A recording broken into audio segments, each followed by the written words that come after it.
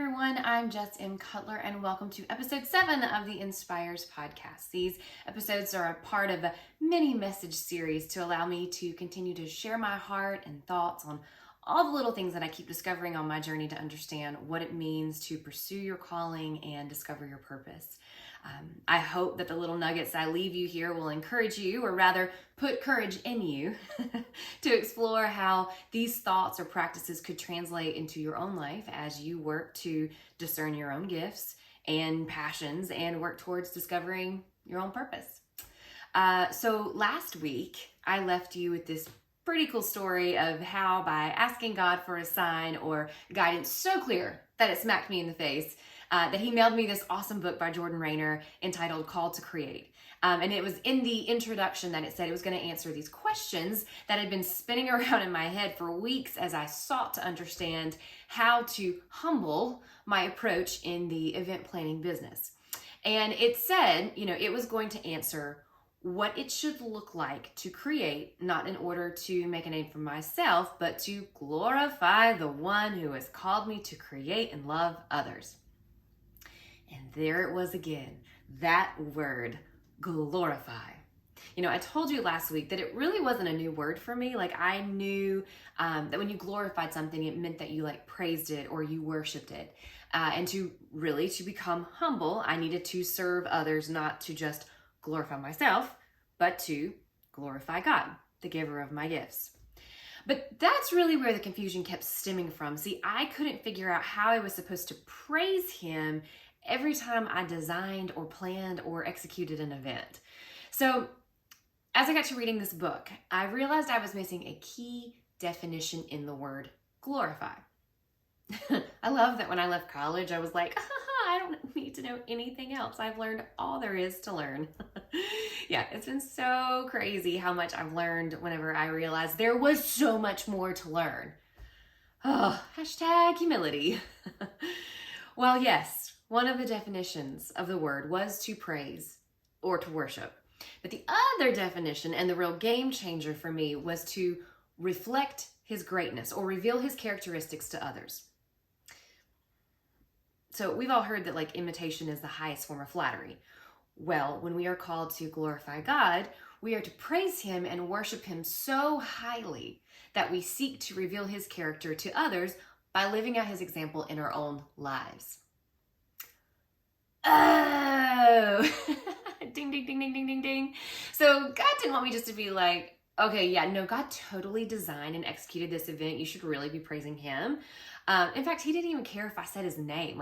He wanted me to display his characteristics throughout my work so much that everyone that I served could experience the likeness of him through my service. Okay, so that when they walked away from doing an event with me, they were like, man, you can tell she really loves what she does. Man, she takes so much pride in her work. You can tell she strives for excellence in her events. She was so kind, and when things were going wrong, she really made me feel like everything was going to be okay.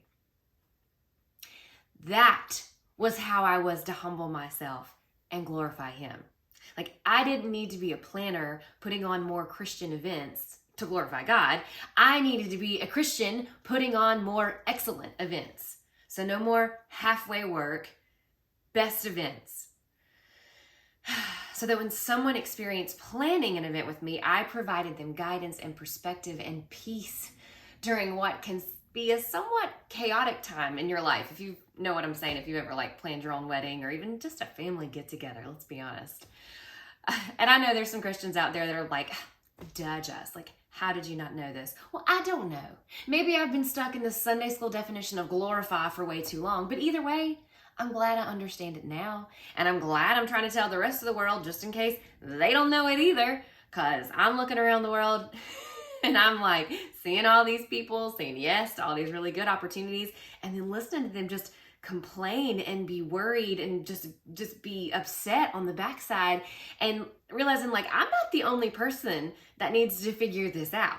There's quite a few of us out there that need to figure out how to humble ourselves in order to glorify him. Now, I know that I have been finding more strength in saying no for this reason alone. Because if my heart cannot fulfill the work of the yes I'm giving, then I am certainly not giving out of love and definitely not with humility. Because see, my pride likes to make me believe that I can do all things for all people. My humility recognizes that I am only human and I do have limitations. And to reflect how awesome and excellent God is through my life, I have to lean into those limitations and not just love and serve others, but I have to do it well. See, God didn't call me to be a pastor or even to serve in the ministry field. To be completely honest, I've been struggling to find my way back into the church to extend forgiveness and compassion to other Christians in the church atmosphere for the last 15 years. So just know I'm saying all of this with just an open heart that is genuinely trying to figure it all out. But what I've come to accept is that He gave me some pretty unique gifts that lend well to event planning and public speaking and coaching and teaching and performing. So while some may tell you that the highest calling is to be in the ministry, the book says it and I agree. I believe that the highest calling is to become everything God created you to be. I used to believe that lovely little myth that everyone tells us that we can be anything we want to be. But I heard something a long time ago and it stuck with me and it made me think. And it was Jay Shetty on an Ed Milet podcast. But he said that you cannot be anything you want to be, but you can be everything that you are. Like, even if I wanted, I cannot be the world's best basketball player. I do not have the natural ability, the skill set, or the discipline to achieve that level of athleticism. That was not a gift given to me. So you actually cannot be anything you want to be, but you can be everything that you are. And when I heard those words, I was like, I've never explored being everything that I am. I've been working so hard to be what everyone thinks I should be that I don't even know what it means to be everything that I am. Like, what is everything that I am? In reality, it sounds a lot easier than what I'm doing. Like, everyone knows when we're constantly striving to be what we want to be because the world's telling us we need to want to be so much more. It's exhausting, right? The concept of being everything that I already am seemed way easier. But how the heck do I do it? Well, lucky for you and lucky for me. Remember that other question my call to create book said it would answer? What the right question should be when trying to understand my calling. Yep. On the next episode of the Inspires podcast, I'm calling this sort of like the Encourages mini message series, we'll deep dive into what some of the other questions should be when trying to understand our calling.